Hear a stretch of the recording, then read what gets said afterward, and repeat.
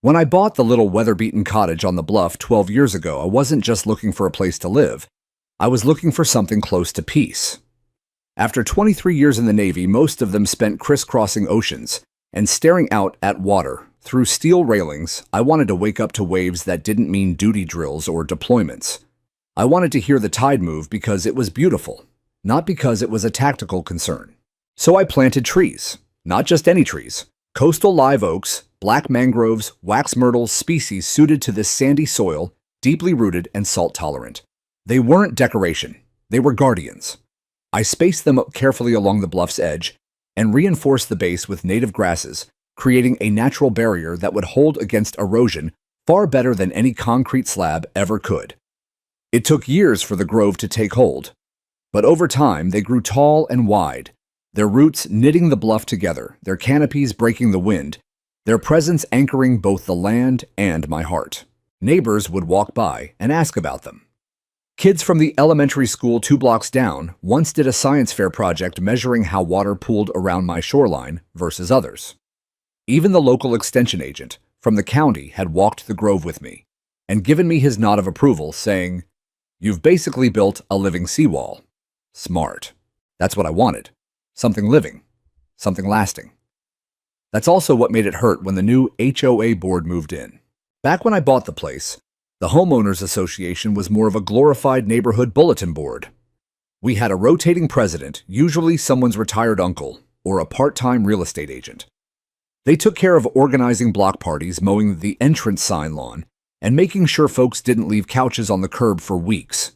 They stayed out of people's lives for the most part.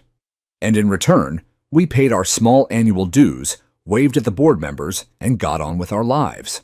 That changed about 4 months ago. That's when Karen Davenport took over. Now I know what you're thinking. Yes, her name was actually Karen. And no, she didn't see the irony. Karen was new to the neighborhood, having moved in just 6 months earlier into a custom-built house, perched high on the hill with wraparound windows that looked directly down onto the ocean and onto my trees. The very first time I met her, she was walking along the sidewalk with a clipboard and an iced coffee, sizing up everyone's front yards like she was a city inspector.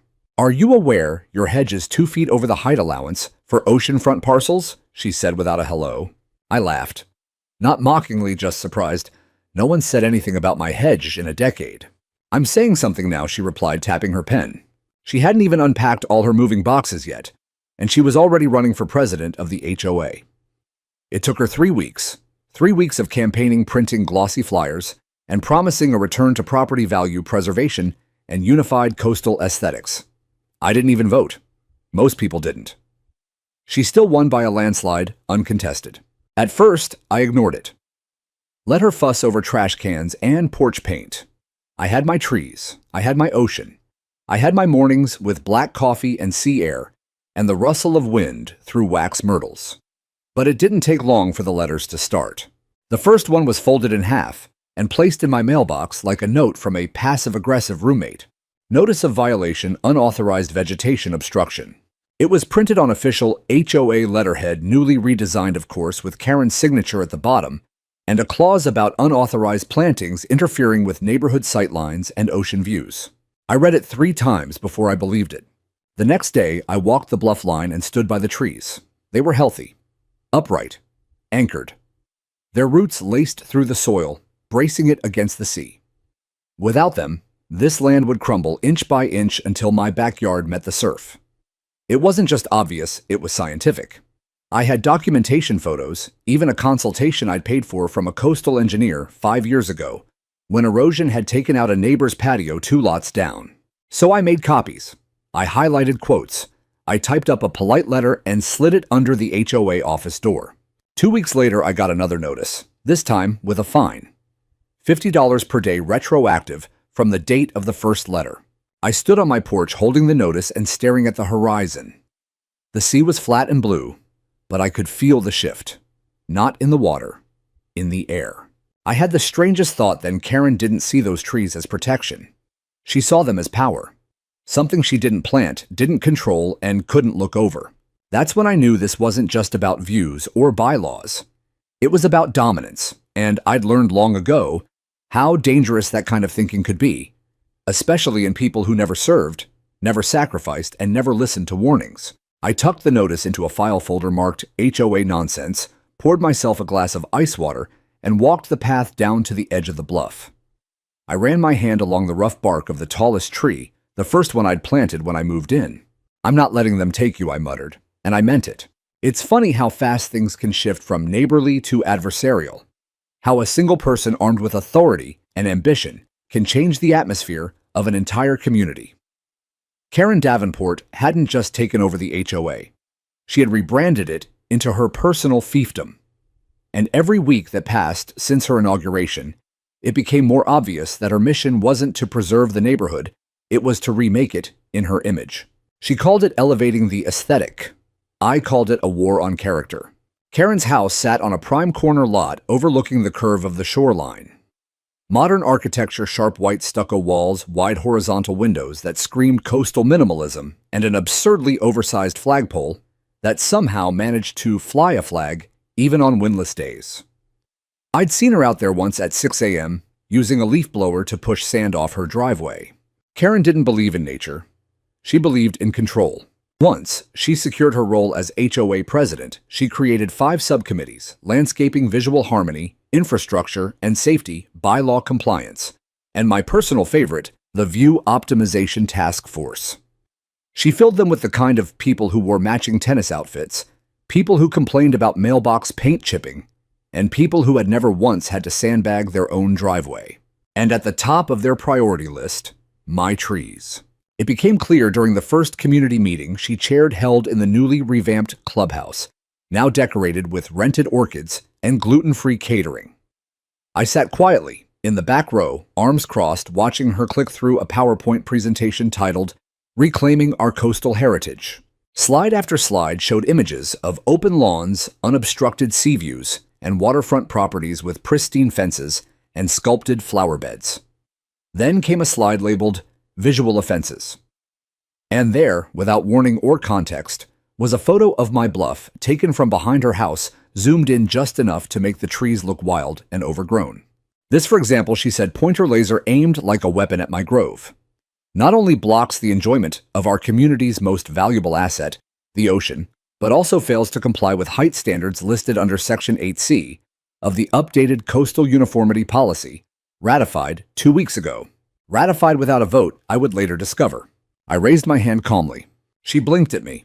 Yes, Mr. Whitaker. I cleared my throat. That grove predates the HOA. Those trees were planted with approval from the county's environmental office in 2013. They protect the bluff from erosion. Without them, we'll be watching your lawns slide into the ocean by next spring. A few chuckles stirred. Karen stiffened. I've reviewed the file, she said with a tight smile. There was no recorded variance request submitted to the HOA regarding that planting. Therefore, it constitutes an unapproved alteration to common-facing coastal boundaries. They're on my private property, I shot back, and I have the deed and aerial surveys to prove it. Her smile didn't move, but her voice dropped half an octave. Mr. Whitaker, the HOA exists to protect the values of the entire community. While I appreciate your contribution to the ecosystem, we cannot allow one homeowner's decisions to diminish the collective harmony we all strive for. If these trees were to be removed, I assure you, no lasting damage would occur. I laughed then. I couldn't help it. Not sarcastic, just stunned. No lasting damage, you're talking about coastal hardwoods that took a decade to root. You remove those and you're pulling the thread out of a sweater midwinter. Karen turned back to the projector without responding. That night, I received a new letter, hand-delivered this time, along with a glossy trifold brochure explaining the beautification initiative. It invited me to voluntarily participate in landscape optimization before formal penalties were applied. I declined.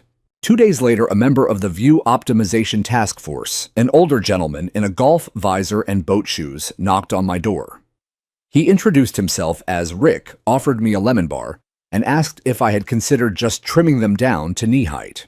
I stared at him like he'd asked me to shave my dog bald for summer. Rick, I said, if I trim those trees to knee height, this bluff will erode the next time a good storm rolls in. He frowned. Karen said the HOA engineers looked at it and said that wasn't a real concern. Karen said that. He nodded. She also say she went to school for coastal ecology. He hesitated. I think she majored in marketing. I closed the door, but that's how it continued week after week. Letter after letter. Visit after visit. They claimed the trees were obstructing community cohesion. They claimed the roots might interfere with underground fiber cables. At one point, I got a violation saying a branch had cast a shadow onto common space. A shadow. The absurdity might have been funny if it weren't real. Meanwhile, I started keeping records. Every letter. Every voice message. I took time-stamped photos. I printed maps, contacted the county clerk to pull the original land surveys, and even reached out to a former colleague of mine who now worked at the regional office for coastal management. I wasn't just going to fight this. I was going to bury it in evidence. Because what Karen didn't know was that before I retired, I wasn't just a deck officer, I specialized in maritime infrastructure. I'd overseen shoreline security and bluff stability on 3 different coasts. I'd seen what happened when overconfidence replaced good judgment. And what she was doing wasn't just petty, it was dangerous. But she didn't see that. She saw a row of trees she didn't plant and couldn't control.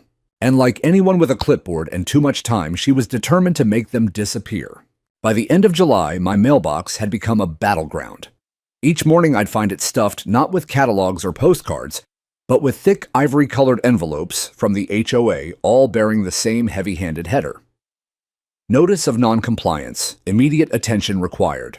The first one was bad enough, $50 per day backdated 2 weeks. The second escalated the fine to $100 per day and included a printed timeline of expected compliance benchmarks. But it was the third letter that set my jaw tight. It read, "Failure to remediate unauthorized flora from the designated visual corridor will result in external contractor engagement and recovery billing per Section 12B of the new Unified Landscaping Policy. If the homeowner fails to remove obstructions by August 15th, the HOA reserves the right to access the property and perform the removal. Access my property." I sat at my kitchen table holding that letter, the ocean wind rattling the window panes behind me. For a few seconds, I didn't breathe. My coffee had gone cold in the mug beside me, but I didn't care. My eyes were locked on that phrase, reserves the right to access the property, as if reading it hard enough would make it vanish. I had spent decades of my life defending the concept of private land and liberty. To be told by a civilian HOA president that she could just waltz into my yard with a chainsaw and remediate my land felt like something out of a bad joke or a bad war. That night I didn't sleep much. Instead, I pulled out my old military laptop, still functional even if the key stuck, and I began a process I hadn't used in years. I filed a formal cease and desist letter to the HOA citing state property rights statutes. I referenced the coastal conservation easement maps and attached digital photos of my survey markers. I quoted erosion mitigation statutes and past precedents from similar coastal HOA conflicts. I even attached an affidavit from my friend Paul Simmons, now a regional specialist with the State Environmental Management Agency, who had visited the property the previous fall and remarked on record that my seawall grove was an exemplary natural buffer against marine encroachment. I printed 3 copies. I hand-delivered one to the HOA Dropbox. I emailed the other to the board email. The third I sent via certified mail, but I knew Karen wouldn't care. Not because she didn't understand, but because she didn't want to. A week later, the letters doubled in frequency. Then they added photos. Someone clearly from Karen's task force had been walking the bluff behind my property line with a telephoto lens snapping pictures of my trees from multiple angles. Some were labeled with red arrows pointing at branches. Others included handwritten notes in the margins, obstructs, full ocean vista, unkempt appearance, species unknown. One even had a sketch overlaid on top of it with a proposed open view corridor that sliced right through my land like my yard was nothing more than a suggestion to be edited. I started to feel like I was living in a siege. What infuriated me most wasn't just the letters or the trespassing. It was the condescension, the way the HOA spoke to me, like I was some obstinate teenager refusing to mow the lawn, rather than a man who had studied sea rise patterns and shoreline collapse professionally. They had no idea what they were doing. And worse, they didn't want to know. Karen finally came to speak to me in person one humid Saturday afternoon. I just returned from the hardware store with some replacement fencing when she strode up my driveway in wedge heels and a sun hat, looking like a lifestyle blogger lost in a disaster movie. "Mr. Whitaker," she began, her tone syrupy but rigid, "we'd really like to resolve this amicably." I didn't offer to shake her hand. She gestured toward the trees. "As you've been informed, the deadline for voluntary compliance is coming up. The board has already reviewed contractor proposals. If you just go ahead and start removing the offending vegetation, we can waive some of the fines retroactively. Consider it a gesture of goodwill." I looked at her for a long time before responding. "Do you understand what those trees do, Karen?" She blinked. "They're non-compliant." "They're a seawall," I snapped. "A living seawall. Their roots stabilize this bluff. Their canopy breaks storm winds. You cut them down and you don't just destroy my yard, you invite the ocean inside." She gave a dismissive wave like I was lecturing her about the phases of the moon. "We've consulted with a landscape architect. He says there's no real risk. Is he certified in coastal erosion modeling?" She paused. "Didn't think so," I said. Karen's smile slipped. Her voice tightened. "This isn't personal, Mr. Whitaker. We just want the neighborhood to look its best. And if that means tearing out what protects it, it means maintaining standards. If you don't like those standards, you're free to seek another neighborhood." Or I said calmly, "I can just wait until the next storm comes and let it show you the price of your ignorance." She flinched. Maybe it was the tone. Maybe it was the way I stood. Or maybe it was because deep down she knew I wasn't bluffing. But instead of backing off, she hardened. "You've been warned." And with that, she turned on her heel and left. That night, I updated my records. I added audio recordings from the conversation thanks to my always recording porch camera. I uploaded every file into a secure cloud folder and shared it with Paul at the state office. He responded within an hour. "Keep everything. This smells like a violation of Section 42 Coastal Buffer Protection. If they act, I'll help you escalate." It was good to know I wasn't alone. But I also knew something else: Karen wouldn't back down. And whatever she had planned next, it would be bigger than a letter. I spent the next week preparing not just legally, but mentally. I knew Karen was building up to something bigger. I could feel it in the way the letters stopped suddenly, as if silence itself had become a tactic. No new violations. No task force members peeking from behind shrubs. Not even passive-aggressive emails. Just quiet. And that was more unsettling than any fine. So I decided to do something I hadn't done since this mess began. I made an appointment to talk to her. Not argue, not threaten, talk, face to face. I sent a short email. "Karen, I'd like to meet and resolve this matter directly. You name the time and place." She replied within 20 minutes. HOA Clubhouse, Thursday, 4:30 p.m. The room smelled like lavender cleaner and fresh printed agendas when I arrived. She was already there, sitting at the center of the long oak table, sipping from a cup with "Had HOA Boss" written in gold foil letters. There were no other board members present, just her. Exactly the way she liked it. "Mr. Whitaker," she said, standing to greet me with a tight smile. "How gracious of you to come." I nodded, not bothering to reciprocate the pleasantry. I placed a manila folder on the table and slid it toward her. "These are the official documents proving my trees were planted in compliance with county recommendations. There's also a copy of the soil erosion report, the certified survey, and the environmental review from the Coastal Authority. Every bit of it is time-stamped and notarized." She didn't even open it. "I'm sure you believe that," she said, fingers tapping the folder. "I don't believe it. I know it. And more importantly, so will the State Environmental Board should this go further." Karen's jaw tightened. "Let's not escalate unnecessarily. Then stop threatening to trespass and destroy my property." She crossed her arms, looking at me like I was some stubborn child refusing to eat my vegetables. "You're so attached to those trees," she said slowly. "But can you honestly say they're worth this much trouble?" I leaned forward. "Do you know what happened 2 years ago, just south of here? A bluff failed near Seaview Cove.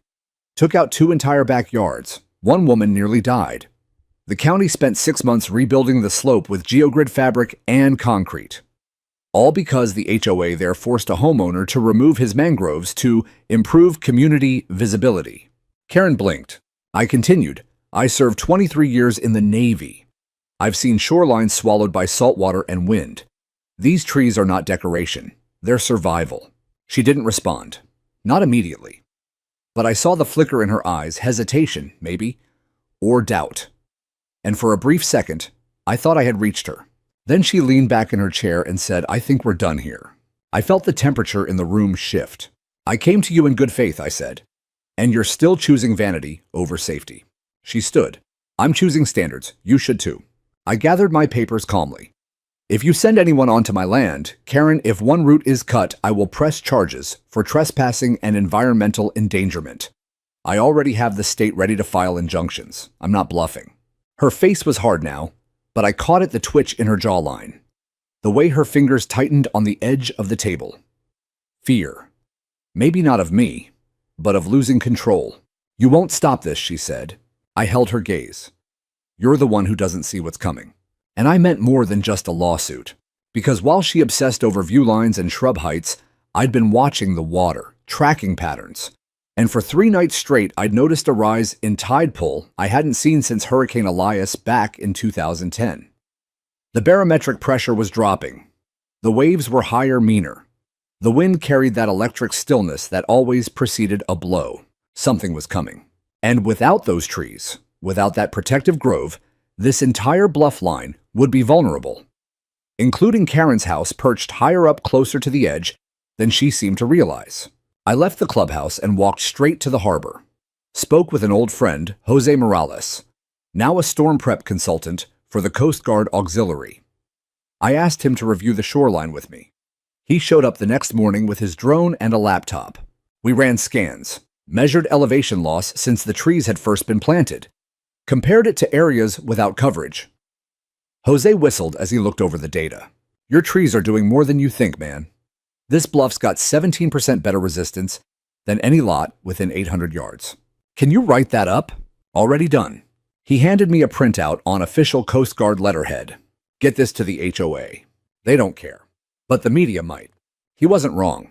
So that night, I sent an anonymous tip to a local environmental news blog, attaching photos, erosion charts, and a redacted version of Karen's letters. I didn't use names, but I painted a very clear picture of an HOA obsessed with lawn uniformity over coastal safety.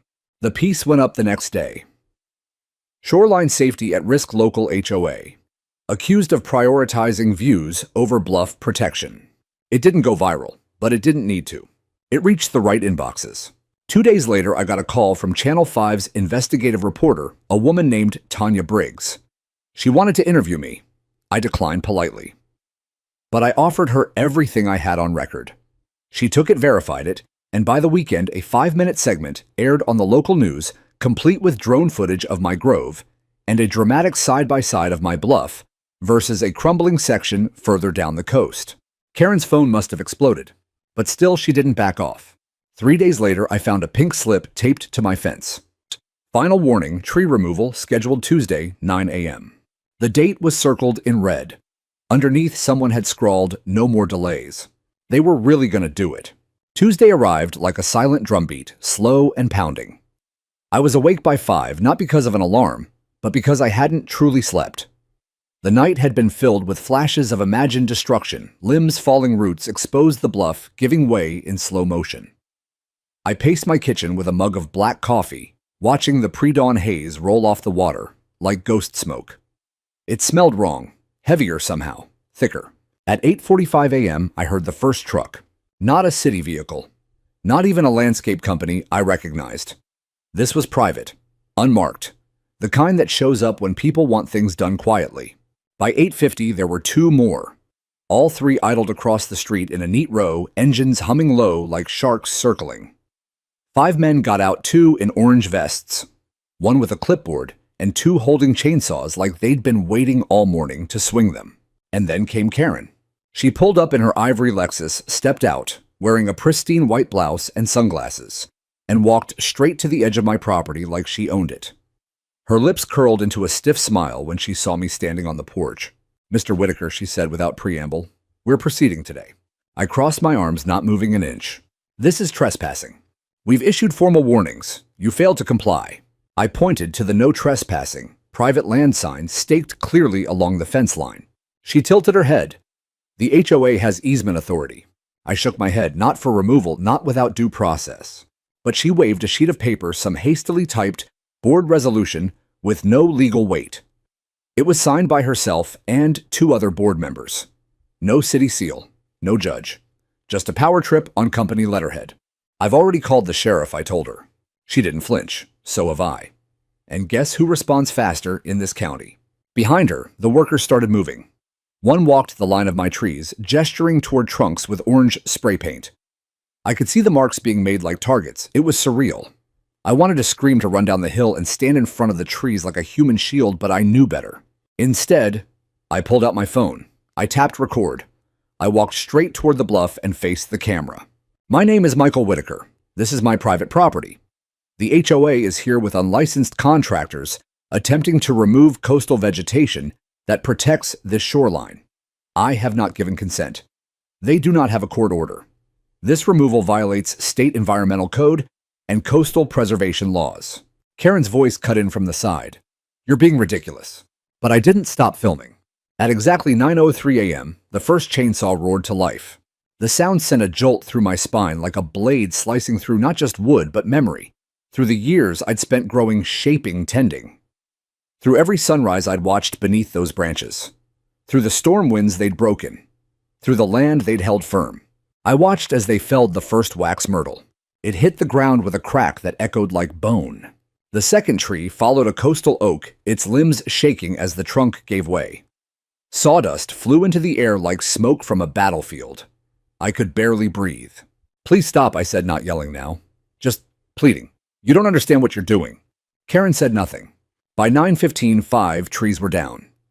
The ground was littered with limbs, bark shredded and exposed like raw nerves. The cliffside looked naked, wounded, vulnerable. I stepped forward and held up my hand. You cut down one more tree, and I swear to God. One of the workers paused, looked at Karen. She nodded. He revved the saw again. But before the blade could meet the next trunk, there was a sharp honk from the road above. We all turned. A black and white sheriff's vehicle pulled up fast. Tires ground gravel. A deputy stepped out, tall, stocky clipboard in hand, and strode toward the scene with an authority you couldn't fake. Who's in charge here? He barked. Karen stepped forward. I am, HOA president. We're executing a landscape compliance order. Ma'am, do you have a warrant? She blinked. This is HOA land jurisdiction. The deputy raised a hand. No, ma'am. I've just come from the city legal office. This land is listed as private property, fully deeded. There is no municipal order authorizing entry or removal. I'm going to need you to step back. I exhaled. But Karen didn't. She bristled.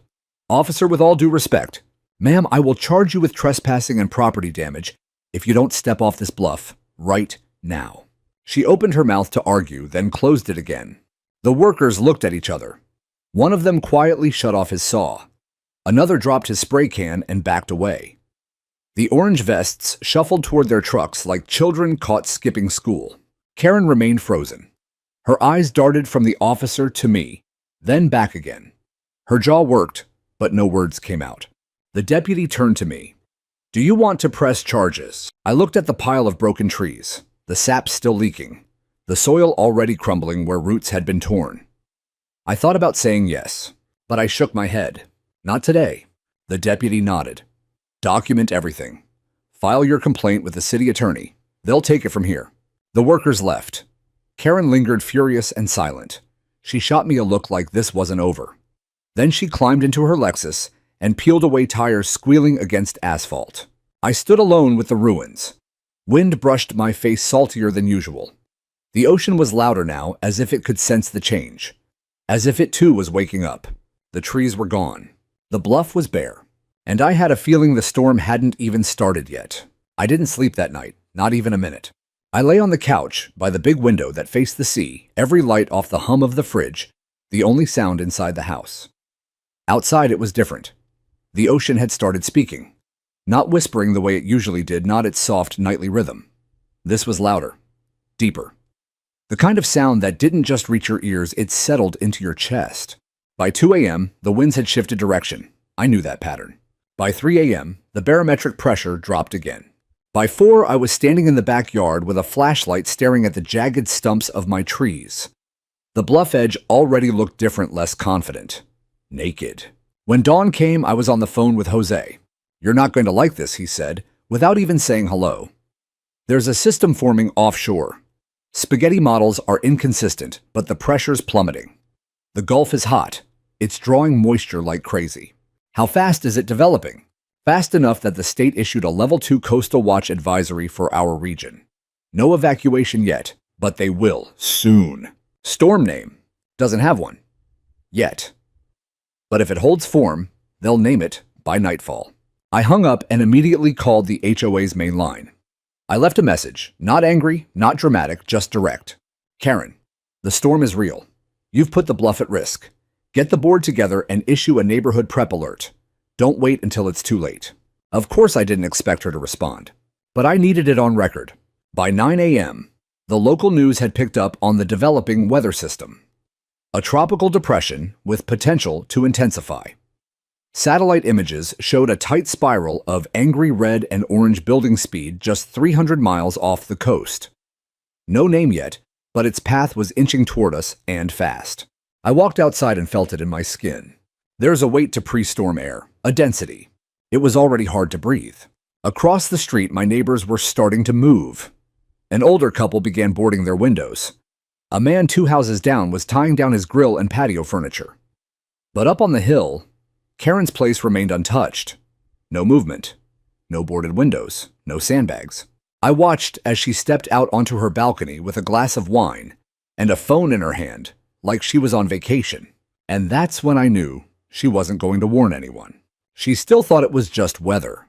I spent the rest of the day making rounds door to door talking to anyone who would listen. I wasn't HOA approved. I wasn't acting in any official capacity, but that didn't matter. I showed them the barometric charts. I explained the storm's track. I pointed to the jagged edge of my bluff and told them what had been there just days ago. Some took me seriously, some didn't, but I did what I could. By dusk, the wind had picked up. The first outer bands had started to make landfall, no rain yet, just air that moved like it had somewhere to be, fast. And that's when I heard the laughter. Coming from the clubhouse. They were having a party. I swear on my father's grave, Karen and her board had scheduled a wine mixer for that night. I couldn't believe it. The building sat right near the community park, elevated but not secure, with a full glass wall facing the ocean. I walked over dumbfounded and saw them inside. Half a dozen board members laughing, drinking, and pointing at a flat screen that was showing the Weather Channel. One man raised a glass as I approached. Looks like another overhyped storm, huh? I just stared at him. You think this is overhyped? Karen turned and saw me through the glass. She stepped outside, heels clicking against concrete, wine in hand. Mr. Whitaker, she said, voice rich with mock sympathy. If you've come to protest the club's decor, I'm afraid that meeting was last week. I came to tell you this storm is real. That bluff is exposed now. You tore down the trees, and when that water comes in, you'll feel it. She laughed, actually laughed. You're still hung up on that, she said. They were trees, not a seawall. We have sandbags if we need them. I looked past her at the wall of glass facing the ocean. No sandbags, no plywood, no backup generator, just hubris. You won't have time, I said. She took a sip of her wine. Go enjoy the rain, Michael. Then she turned her back and went inside. By midnight, the power flickered. At 2 a.m., it went out completely. The sky had turned green by then, sickly and unnatural. Rain pounded sideways. The ocean sounded like a living beast. I watched from my front window as tree branches flew past like missiles. The wind was howling not in gusts, but in solid, unbroken screams. It pressed against the walls of my house, looking for weaknesses. I grabbed my flashlight and headed for the basement. I had my emergency radio water backup batteries and my boots already laced. I kept my phone on me, hoping to get a signal, but it was already patchy. Around 3:30 a.m., the surge began. I heard it before I saw it, like a freight train running underwater. The sound of massive movement, of something ancient and unstoppable. I raced up the stairs and looked through the kitchen window toward the bluff. The water had risen nearly 5 feet. It was moving faster than it should. Foam burst over the edge like champagne, carving the exposed soil like butter. The bluff was bleeding. Then came the roar, the wave. Not a cresting, elegant breaker like you see on surf magazines. This was a black wall, a mouth, a fist. It slammed into the bluff's edge and exploded upward, punching into Karen's hilltop lawn, tearing through her back fence, shredding patio furniture and planters and glass in one terrifying rush. I watched it hit the side of her house, straight through the glass wall of the clubhouse. The explosion of shards lit up the night like lightning. Then darkness. I don't know if she was inside. I don't know how many people were. But I heard the scream. Not long, not repeated, just one, sharp, human. Then the wind took it. I backed away from the window, my heart-pounding lungs barely working. The house groaned around me, windows buckling under pressure. But I stayed upright. I stayed still. The sea wasn't finished. It came again, twice more. The third wave did the most damage. It ripped into the side of the park and sheared off part of the sidewalk, dragging with it a lamppost and 2 palm trees. My former trees, would have absorbed some of that, would have broken the surge, would have scattered the force. Now there was nothing. By dawn, the storm had passed, but the neighborhood had changed forever. The morning after didn't feel like morning at all. The sky remained heavy, not storm dark, but a wet, metallic gray, as if the atmosphere itself was still deciding whether to exhale or keep strangling us. There was no birdsong, no wind, just a dead stillness in the air, except for the groan of broken trees, the splintered sounds of settling debris, and far off the echo of sirens trying to find roads that no longer existed. When I stepped outside, my boots sank half an inch into soaked earth. My bluff had receded by a solid 4 feet. I knew it before I measured it. The ground ended earlier than it had the day before, and a deep scar ran along where the largest of my coastal oaks had once stood. Its stump was gone now, swept clean out. But that wasn't the worst of it. From my bluff, I had a clear view of what remained of Karen's house and what didn't. Her entire backyard had been obliterated. The sleek fencing was gone, reduced to twisted aluminum scattered in wet grass. Her wraparound balcony hung awkwardly from the structure like a snapped jaw, half detached and dangling. The wall of glass that once gave her an ocean view was nothing but glittering shards embedded in carpet and sand. The sea had not visited, it had entered. I spotted Karen herself moments later. She was slumped on the curb by the community clubhouse, soaked to the skin, arms wrapped around her knees, eyes unfocused and bloodshot. Her white blouse, once pristine and starched, was torn at the shoulder and streaked with mud. Her hair, normally shellacked into place, hung wet and limp across her cheeks. She wasn't speaking, not to anyone. A man from the board, Jerry I think, stood over her, repeating her name in a low, anxious tone. But Karen just sat there rocking slightly like a child who had seen too much. At one point, a news drone buzzed overhead. She didn't even blink. I walked toward the scene, slowly, carefully, like approaching an animal you're not sure is injured or just stunned. Half the neighborhood had gathered by then, standing in clumps and whispering. Some people were crying. Others filmed.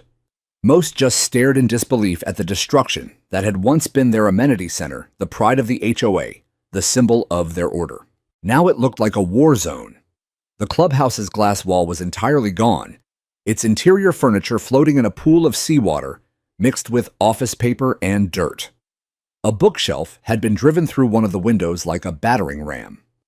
Outside, what used to be a manicured slope was now a cascade of mud and jagged roots. Nobody had to say it out loud. The bluff had failed. It wasn't just about broken trees or a flooded home. This was collapse, structural, foundational, symbolic. One woman asked, "Was anyone hurt?" Someone else answered, "They don't know." The side stairs collapsed when the second wave came through. A few people got trapped in the back. Emergency crews had to pull them out. Karen hadn't spoken since. Eventually, a firefighter gently lifted her to her feet and guided her into the back of a medical van, not an ambulance, just a community vehicle, probably to be checked for shock. I didn't approach her. I didn't need to, because at that moment, as she looked back one final time at the wreckage, I saw the exact second it hit her. The consequences, the chain of events, the letters, the trees, the bluff, the truth. It washed over her face just like the sea had washed over her house. She collapsed not just from exhaustion, but from realization. The very thing I had tried to prevent had come, and it had come for her. Later that afternoon, the city dispatched a structural safety team to inspect the neighborhood. I watched them walk the bluff with grim expressions and neon vests. They didn't even need fancy equipment to see what had happened. The patterns of erosion were clear. The storm surge had chewed right through the weakest point, Karen's lot, and once the natural defenses were gone, there was nothing to slow it down. The water had rushed in unimpeded, surged sideways across the slope, and punched through everything in its path. At one point, I approached one of the inspectors. "You see the grove that used to be over there?" I asked, pointing toward my side of the bluff. That was a living seawall, held the slope together for over a decade. The man nodded. "Yeah, we've seen this before. Natural buffers removed to beautify the view. Always ends the same." He wrote something in his tablet and looked up at me. "You the owner of this parcel?" "I am." "You're lucky you still have a parcel." I didn't say anything. That evening, I returned to what was left of my backyard. My hands ran along the torn edges of exposed earth. Where my trees had stood, all that remained was shallow, broken ground bleeding soil into the breeze. I dropped to one knee and pressed my palm into the dirt just to feel it, just to connect to something that was once mine. I don't know how long I stayed there. Long enough for the wind to calm.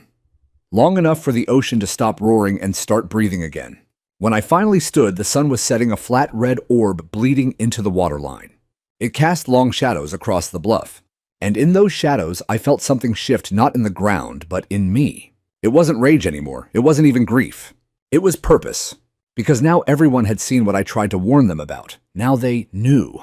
Karen's reputation was shattered, her voice silenced not by punishment, but by consequence. But mine was just beginning to carry weight. By the following morning, the neighborhood was crawling with reporters, engineers, environmental auditors, drone pilots, insurance adjusters, and people who normally never set foot in a disaster zone unless a camera crew was behind them. The local sheriff's office had roped off the entire bluff area, posting yellow hazard tape and no entry signs near every crumbling edge. I watched from my porch as a man in a Channel 5 windbreaker stepped carefully around a crater in the park lawn and stared open-mouthed at the mangled metal that used to be part of the HOA's new bike rack. But it wasn't the wreckage that drew the crowd that morning. It was Karen. She emerged from her house around 9 a.m., surrounded by two board members who looked like they wanted to be anywhere else.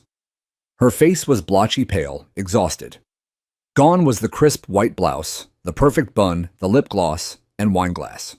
Today she wore a raincoat that hung too loose and tennis shoes soaked with mud.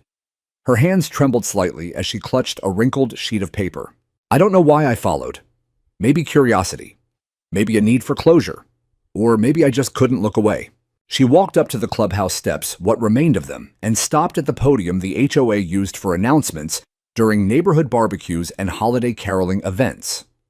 Someone must have tried to clean the area because the stage was half swept, though puddles still lingered where the floor dipped. The news crews didn't miss a beat. Tripods were up, mics, extended boom arms, hovering like vultures. Residents gathered around the sidewalk, arms folded, phones in hand, waiting for something, anything that resembled accountability. Karen looked up. Her mouth opened. Nothing came out. A long silence followed. One of the board members whispered something to her, but she waved him off. Then she leaned toward the microphone, and with a voice hoarse and cracked, began to speak. "I want to start by saying I never intended for anyone to be hurt. I truly believed we were doing what was best for the neighborhood." Someone coughed. Someone else muttered. Karen pressed on, voice shaking. "We thought the trees were a risk to property values. We thought they were unsightly. We had concerns about uniformity and compliance. But I see now that," her voice caught, "that those trees were holding this land together. That they were doing more than we understood." The crowd was dead silent. Mr. Whitaker warned us many times. We didn't listen. She paused, eyes searching the crowd. For me. And when she found me, she looked like a woman who had finally realized she'd been standing on a trap door. "I made a mistake," she said, "a terrible one." Tears slid down her cheeks, streaking dried salt and dirt. "I don't know how to fix what happened, but I'll step down from the board effective immediately. I'll cooperate with the investigation. And I pray that one day you'll all see that I was just trying to do what I thought was right." She stepped back, shoulders crumbling inward. She wasn't a tyrant anymore.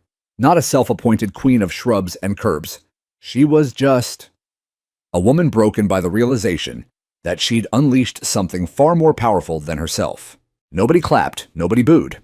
There was only silence. She walked away without fanfare, vanishing into her damaged house with the gait of someone who would never return to public life. The fallout began immediately.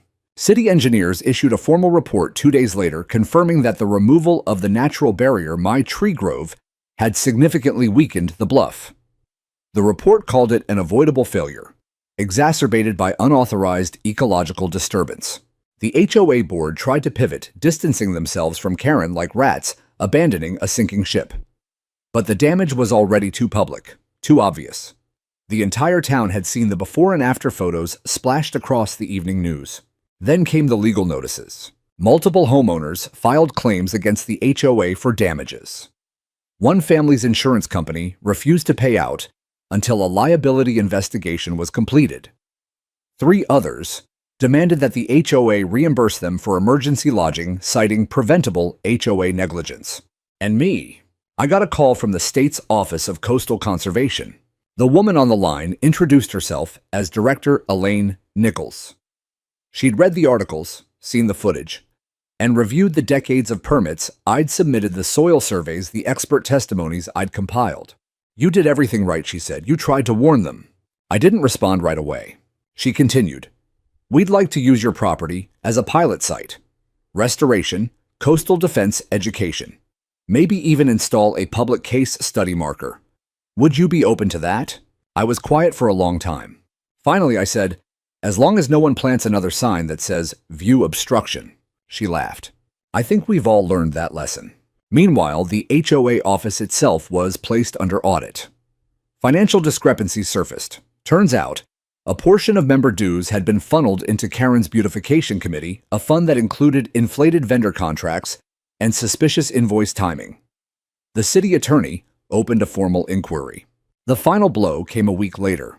Channel 5 aired a follow-up segment titled, "From Views to Vulnerable: How One HOA Undermined Its Own Shoreline."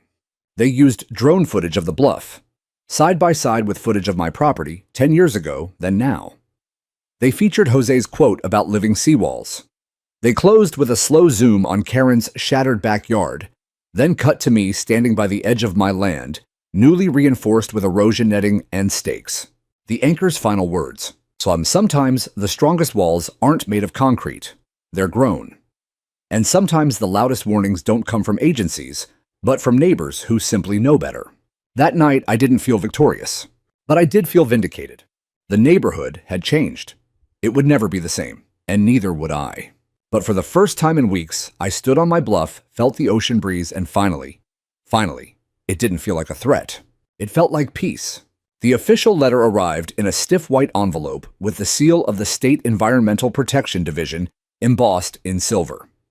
It was addressed to Mr. Michael Whitaker, property owner, Bluffside Parcel 84C, but I didn't need to open it to know what it said. The state was launching a full investigation into the HOA's conduct.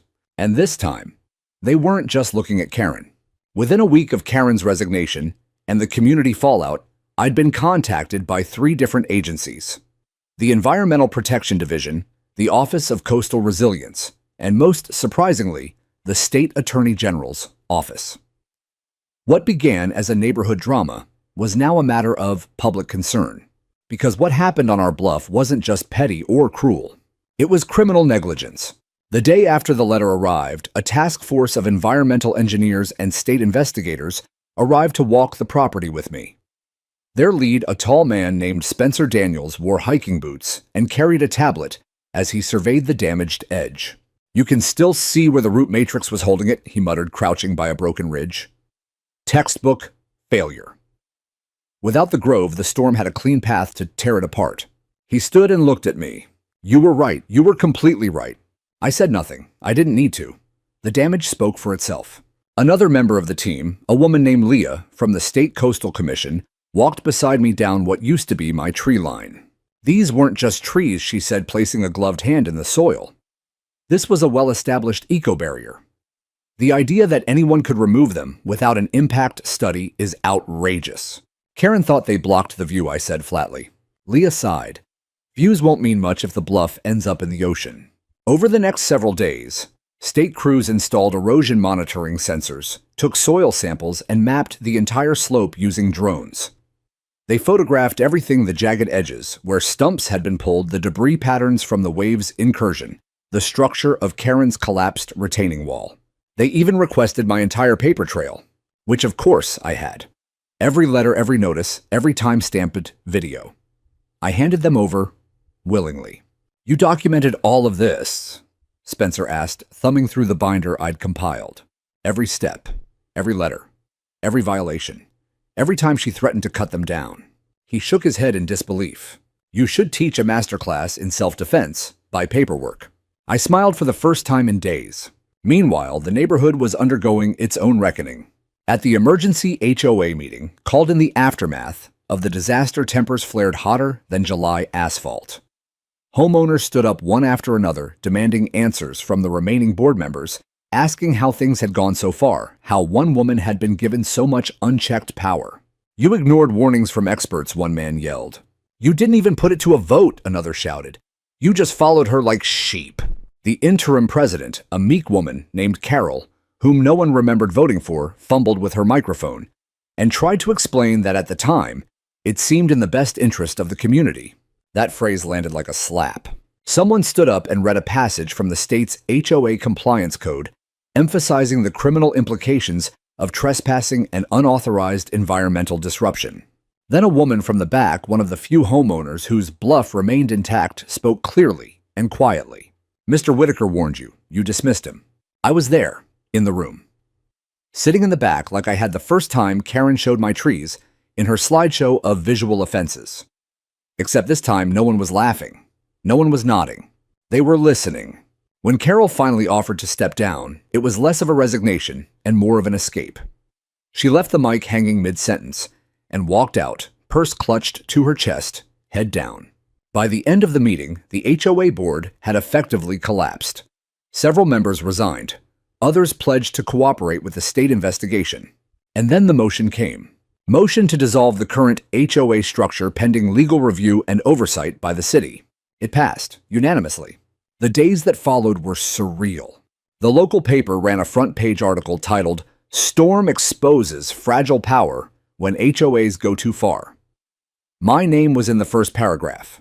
Not as a troublemaker, but as a former Navy officer, a homeowner, and most importantly, a steward of the land who tried to protect his property and his neighbors. Tanya Briggs from Channel 5 interviewed me on camera this time. I sat on a bench near the edge of the bluff, where state crews were already starting to rebuild a new root support system with native plantings. "What would you say," she asked, "to people who think you were just being difficult?" I looked straight into the lens. I wasn't protecting a view. I was protecting a foundation. And if we don't learn to tell the difference, we'll lose a lot more than just trees. That quote ran everywhere. It hit a nerve, and it should have. Because across the country, people started sharing stories of their own HOA battles over trees, over rain barrels, over solar panels, and front yard gardens. My inbox was flooded, my voicemail filled up. I wasn't alone. I'd never been alone. But now my voice carried further. One morning, I received a call from Director Nichols again. The governor's office saw the report, she said. They want to fund a statewide awareness campaign on natural shoreline defenses. We'd like you to be the face of it. I didn't say yes immediately. But later that evening, as I stood again on my bluff, still recovering, still fragile but alive, I nodded to no one in particular and whispered, "Yeah, let's do it." The sea was calm again. The kind of calm that comes not from stillness, but from knowing the storm had passed and the worst had already come. I looked at the empty space where my trees once stood. And then I looked at the small green shoots poking up from the erosion netting. The start of something new, something stronger, something rooted. By late autumn, you could already see the green returning to the bluff. Small tufts of coastal grass curled in the breeze, anchored by stakes and biodegradable mesh that crisscrossed the wounded slope like bandages. New saplings, black mangroves, saltbush, and yaupon holly, stood like cautious survivors in the soil, not as tall or mighty as the grove that came before, but present, resilient, just like us. The neighborhood wasn't what it used to be, and honestly, that was the best thing that could have happened. Without the iron grip of the HOA board, something strange took root in its place: cooperation. Actual neighbors talking to one another. People offering sandbags and lawn tools. Even the picket fence folks who used to only nod from behind sunglasses were now gathering around card tables, organizing real town meetings, not under glossy banners or catered snack trays, but on porches and front lawns, with dogs barking in the background and kids running barefoot between driveways. There was no more Karen, no more fines taped to mailboxes, or passive-aggressive emails about curb appeal. The control had crumbled like her glass wall, and in its place, we found something older, more human. And as for me, I stayed. I thought briefly about selling, about moving inland, about finding a place where the earth wasn't crumbling and the tide didn't creep in every full moon like it had a grudge. But I realized something the day the first new tree was planted, something I hadn't admitted out loud until then. This wasn't just my house. It was my line in the sand.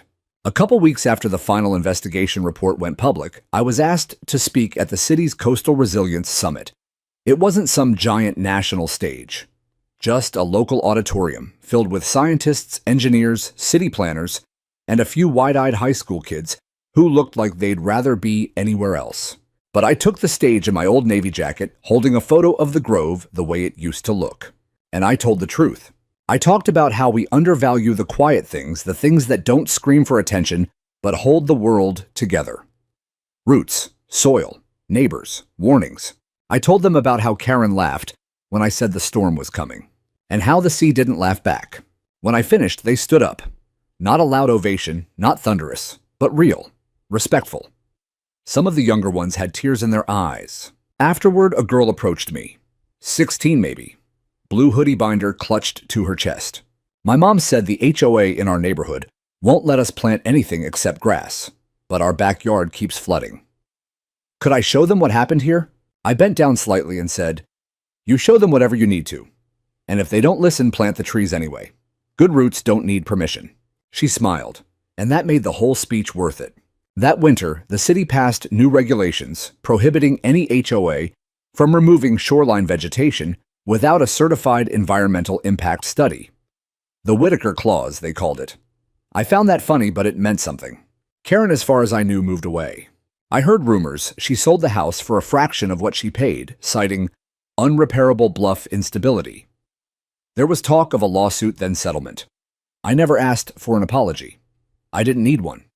She got her consequence, and I got something better.